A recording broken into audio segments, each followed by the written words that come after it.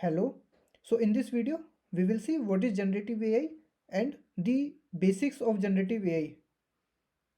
And from this video onwards, we are starting the course on the generative AI, and we will discuss the basics as well as the advanced concepts.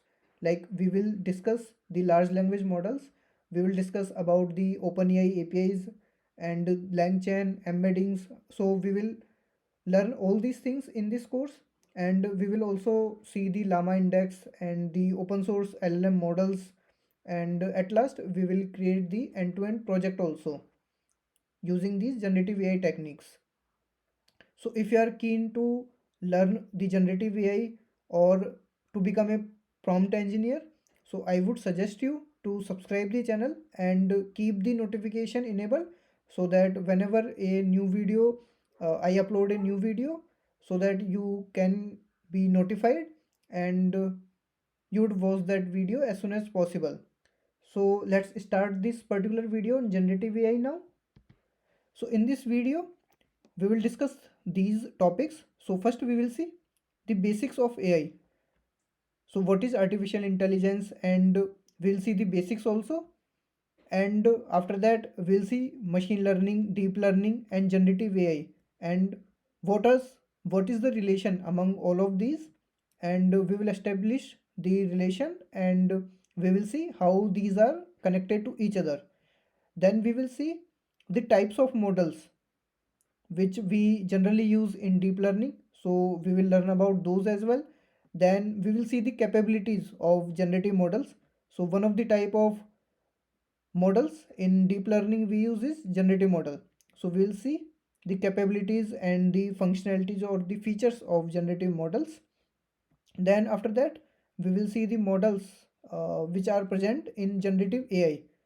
So we will learn about that, and at last we will see the examples and use cases of generative AI, where we can use the generative AI in real life examples. So we will see some of the examples for that. So let's start this with the basics of artificial intelligence. So first of all, what is artificial intelligence? So if I keep it short to define the artificial intelligence, so it means we are making the computers smart, or we can say we are making the computers intelligent. So by default, if I talk about the computers, so those are just machines which are built using the hardware and some software.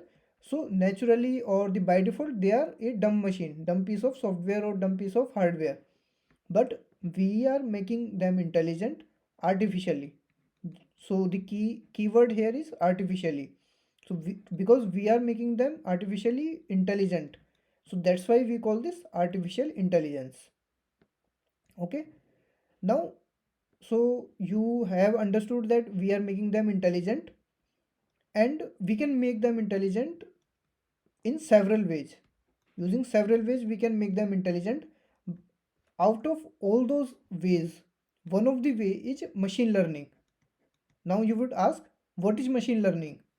So machine learning is, we can say, a way to make the computer smart or intelligent, where we use the historical data. So here the keyword is historical data or the past experience. So if we have the historical data or the past experience data, so we use that data, and we try to make the computers smart for the future behavior. So in machine learning, we make the computer smart or intelligent using the historical data, and we expect the computer or the machine will predict the future behavior on the basis of that historical data. So that is the machine learning. Now, because AI is making the computer smart, and ML is, or the machine learning is, a part or is one way of making that machine smart. So we can say this is a subset of artificial intelligence, because there can be n number of other ways through which we can make the machine smarter. But we are not talking about these another ways. We are talking about where we are using the historical data. Okay, so that is machine learning, and because of that the machine learning is subset of AI. Now what is deep learning? So in deep learning also, similar to machine learning, we use the past data or the past pattern, historical patterns or historical data, and here also we try to predict the future behavior on the basis of that past data. Okay, but what is the difference between machine learning and deep learning then? So in the deep learning we use neural network. This is the important thing here. So here also we are using the historical data, we are using the past patterns, and we are trying to predict the future behavior. But we are doing all this thing using the neural networks. So that is the difference between machine learning and deep learning. And because this is also a way, the deep learning is also a way to make the machine learn. So the deep learning is a part of ML here. So this is subset of ML. So if I draw the diagram for that, so artificial is at the outermost part, then machine learning is there, and in the inner part the deep learning is there. Okay, now in the deep learning there are two types of model which we study or we use for the deep learning technique. So first one is discriminative model, the second one is generative model. Now let's discuss about these two models, what is discriminative model and what is generative model. So to explain about these models, or before understanding these models, I would explain one analogy for this. So let's suppose there are two brothers whose name are John and Bob, and they are studying in school, and before exam when they study, so they both do good in exams, but their studying pattern is different. So if I talk about John, so he goes in depth, whatever topic or subject he studies, so he goes in depth in that particular topic and understands each and every little thing which are present in that particular topic or subject. So because of this, because he is going in depth and he is understanding each and everything, so it takes time. So it is a time taking approach. And because let's suppose there is a lot of to learn and time is less, so it will become a cumbersome process for him. So that's why it is cumbersome and it is time taking approach. Now let's talk about Bob. So Bob does not go in detail, and his learning pattern is different. So he learns using the mind map. So he just gets the general idea about the topic, and he just learns about the differences and the patterns between the subtopics. So that's how he learns. So both the way of learning are okay, and both do well in exams, but the approaches of learning are different for John and Bob here. Now if we convert the above analogy in our context, in the deep learning and machine learning context, so we were talking about the models of deep learning. So the john the John is learning in the generative model approach, where he is going in depth and he is learning each and every small detail. But Bob is learning in the discriminative model approach, where he's just getting the idea and he's just trying to learn the things by seeing the difference between different things. So he's learning that way. So let's talk about now about the generative models and the discriminative model in detail. So in generative models, what they do, they try to learn about the data in depth, like I explained earlier, and they try to model the entire data distribution. So they take the entire data and then they try to model that, and or they try to understand how the data is distributed in the entire n-dimensional space. So that's how these models work. So they try to see how the data is distributed or placed throughout the entire space. So this is how the generative model works. And let's talk about the discriminative model. So they take the data and they try to see where they can draw the boundary of in the data space. So let's suppose let me give you one example. So let's suppose there is three-dimensional plane. So let's suppose there are three different features about the data which they are learning. So let's suppose one data is distributed here and second data is distributed here. So in the discriminative model, what they models will do, these models will try to draw a line which will separate these two categories or classes. So one category will be this and the second category will be this. So that's how they will learn. So they will try to draw this particular boundary. So this is the boundary line and that's how they will distinguish or they will divide this particular space. So those are the discriminative models. Now you would ask, why am I talking about these models? So we were talking about the generative AI now, but I am talking about these models. So let me answer that.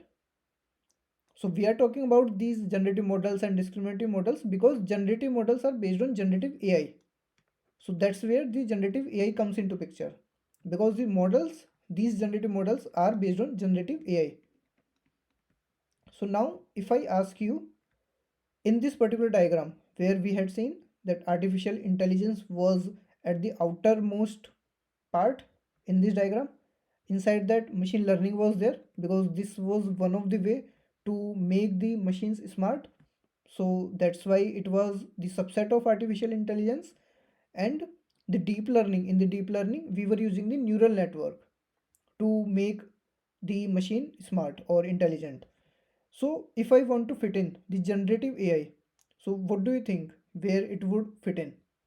Think for a while and then resume the video. So let me give the answer. So it will fit in inside the deep learning. Now you would ask why it would fit in inside the deep learning, because the generative models are part of DL. As we discussed, the deep learning, in deep learning we study about two types of models, discriminative model and the generative models. So because the generative models are part of deep learning and the generative models are based on generative AI, so that's why the generative AI would fit in inside the deep learning.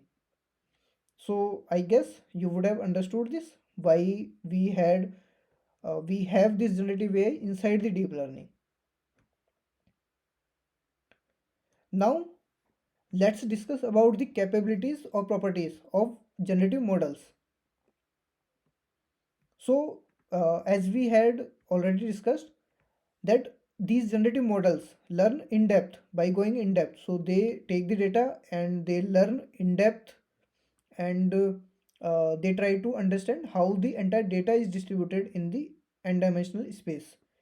So because of this functionality of those, they know each and every small detail about the data.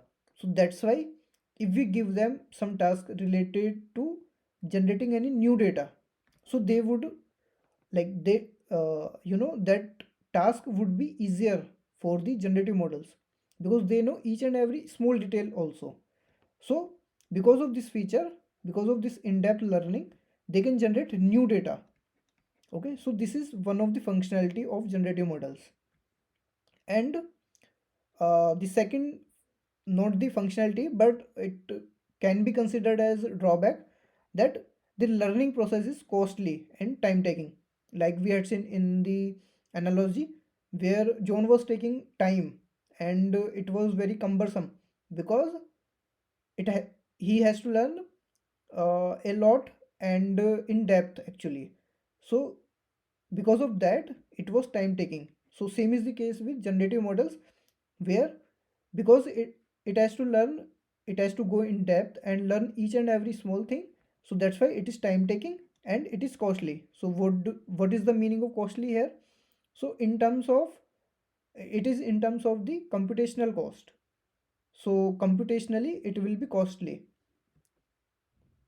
So when the generative models will learn about the data, the computation cost will be high. So let's see some of the examples of generative models.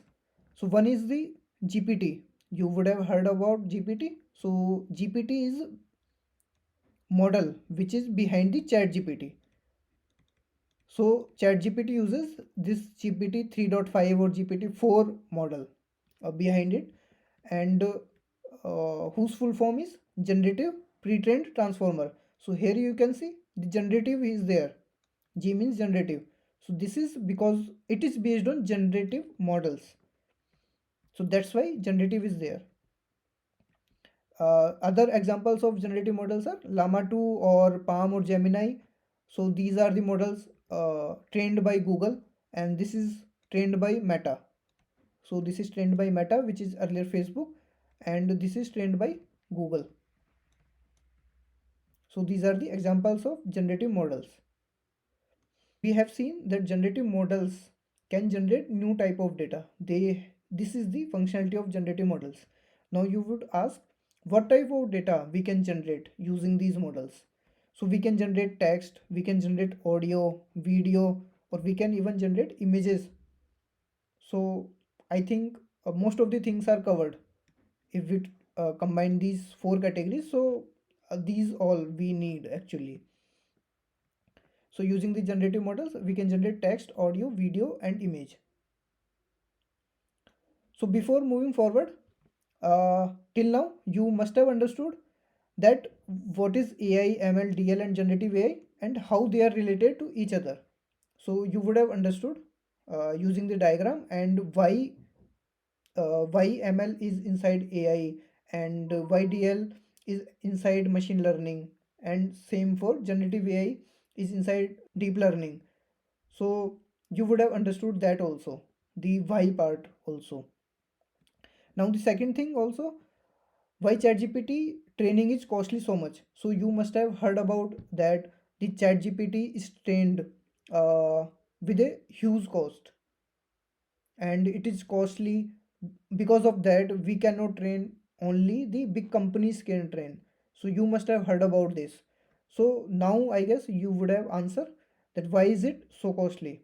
Because these are based on generative models, and generative models are costly to train because they take the data and they go in depth in that data to learn about each and every small detail. So that's why it is costly. Costly means computationally costly. Okay. Now, so before moving forward, I would like to request you to give feedback about this video or this course in each and every video, and how are you finding these videos, whether these are helpful, whether my speed is slow or fast, or how are you liking, how are you not liking. So I need feedback in comments. Even if you are liking the video, then comment me in the comment box, or do hit the like button, so I would know that whether you are liking the way or the topics which I am covering in these videos of this generative AI course. So I would like to get the feedback. And also, if you have any doubt, whatever I am covering, or even which I am not covering, related which is related to generative AI, so if you have any query or doubt, so let me know in the comments. So either I will answer that in the comment box itself, or I will create another video regarding those queries. So I would request you for these two things here. Now let's move to the next topic. Now let's discuss about the types of generative models. So we have seen, so in deep learning, we use two types of models, generative models and the discriminative models. So what are the types of generative models? So the generative models are two types. The generative image model, here image is the keyword, and generative language model. So here language is the keyword. So let's discuss each one of them now. So the generative image model. So for example, the DALL-E 2 or DALL-E 3, you must have heard about these names. So these are the generative image models. So these are the examples of generative image model. So what is the meaning of generative image model here? In these generative image models, we give text as the input prompt. So when we query to these models, so we give text, and in return, in the response, we get image or video. In short, I can say the visual format. So I will get the output in the visual format. So whether it can be image or video, so those will come inside the generative image model. Now let's see about the generative language model. So for example, the LLM, you must have heard about this term, large language model. So we will talk about this as well. So this is the example of generative language model. The other examples of GPT 3.5 or GPT 4, which are the models which are used in ChatGPT. So these are the generative language models example. Then Palm or Lambda, which are used in Google Bard. So these are the models used in Google Bard. So these are the example of generative language model. So what are generative language model in fact? So in generative language models, we give text as the input. So when we are querying to these models, so we give text, and in return we get the text itself. So those are the generative language models. So here we were getting the image or video, and here we are getting the text. So here one more thing I would like to highlight. If I talk about those models which where we are giving the images as the input, so those also will come under this generative image model. So this is another important point. In those cases, we will not give text as the input, but we will give the images or the videos also. So those will also come under generative image model. Now let's move ahead. So here I have used two terms. One is large language model, which is LLM. So here, what is the meaning of large? Why do we call this large language model, not the language model or not the model? Because we are using large keyword here because these models, these LLM models are trained on large data set. A huge data set is used to train those models. That's why we call this large language model. And similarly, for these large image models, so here also the large is specifying the same thing because it is trained on large image models, large image data set. So that's why we call this large image models. Okay, now let's discuss about the use cases or examples of generative AI. So first let's discuss about the text. So if I give some, so these are some of the examples which came to my mind, but the list is endless actually. So some of the examples I have noted down here. So let's suppose you want to write email. So there, that is the example of text. In the form of text, we are dealing with the generative AI applications or the models. So let's suppose we want to write email. So that is one of the real life example where we can use the large language models. And let's suppose we want to write content for our blog or article. So there also we can use generative AI applications. And chatbot is another example. So the chat GPT or Google Bard are the example of chatbot itself. So where we can deal with these models in terms of text. Then if I talk about coding or programming, so let's suppose we have written the code and we want to write the documentation for the code. So we can take the help of any language model or generative AI application to write the documentation. So there we can use this generative AI. Or if let's suppose we have some code but that has some bugs in it, so we can take the help of generative AI again to find out the bug, and we can ask the code uh, which does not have bug. So there also we can use these generative AI applications. Now for the image, segment. So we can create new image using the generative AI applications. Or let's suppose we have some image, so we can use this application to identify or to detect different objects which are present in that image. So there also we can use. Then in terms of speech or audio, so we can create new audio using these. And if we have some audio, so we can edit that audio and we can get the edited audio in the output. And we can use for the translation from one language to another language, so there also we can use. Then in terms of video, we can create new video or we can edit the existing video and we would get the edited video in return. And we can also summarize the video content. So we can give the video entirely, and whatever is there we can get summary out of in terms of the output.